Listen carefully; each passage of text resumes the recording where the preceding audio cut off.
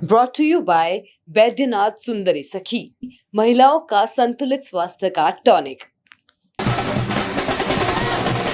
जश्न की ये तस्वीरें महाराष्ट्र की राजधानी मुंबई की हैं। इस जश्न के पीछे की वजह है बॉम्बे हाई कोर्ट का एक फैसला, जिसका कनेक्शन उद्धव ठाकरे की शिवसेना से है।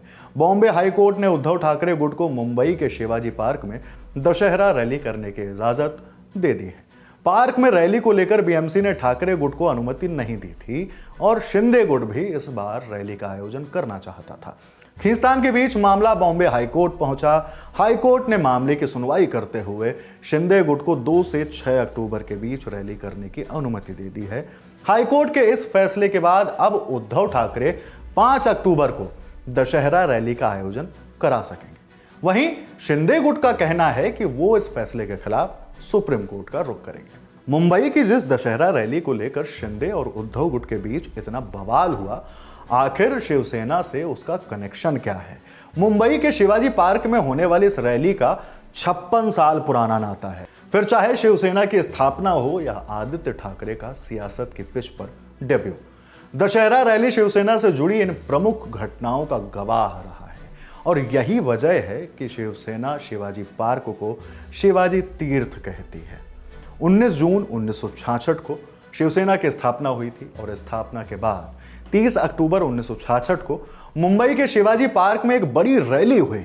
जानकारों की माने तो उस वक्त करीब 4 लाख लोगों ने इस रैली में शिरकत की थी। जिस दिन यह रैली हुई थी उस दिन दशहरा था। 1966 की इस रैली के बाद शिवसेना की तरफ से शिवाजी पार्क में दशहरा रैली का आयोजन करने की परंपरा बन गई थी, जो अब तक कुछ एक मौकों को छोड़कर जारी है।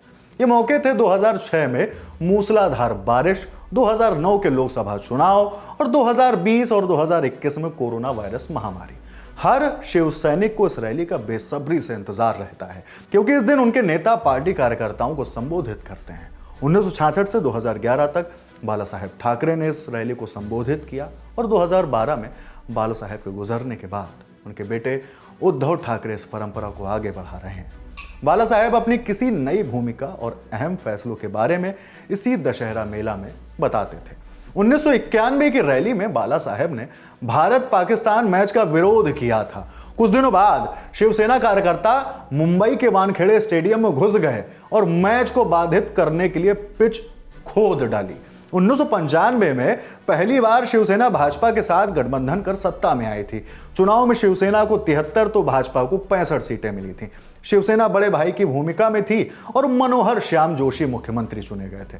उस समय शपथ ग्रहण समारोह राजभवन की जगह शिवाजी पार्क में आयोजित किया गया था।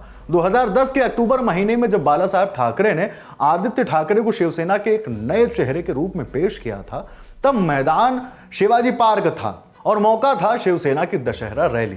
भला कौन भूल सकता है वो तस्वीरें, जब बाल ठाकरे ने अपने वारिस के रूप में आदित्य ठाकरे को तलवार सौंपी थी और आदित्य ने इस भरे मंच से हवा में लहराया था। 2012 में जब बाला साहब ठाकरे ने इस दुनिया को अलविदा कहा तो शिवसेना ने उनका अंतिम संस्कार शिव तीर्थ में किया था।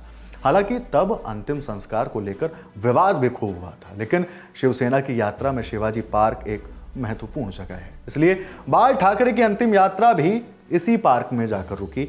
बाला साहेब के अंतिम संस्कार के बाद वहां उनका एक स्मृति स्थल भी बनाया गया है, जहां पर अखंड ज्योति हमेशा जलती रहती है। बाल ठाकरे के भतीजे राज ठाकरे ने भी अपनी पार्टी महाराष्ट्र नवनिर्माण सेना की घोषणा भी यहीं से की थी।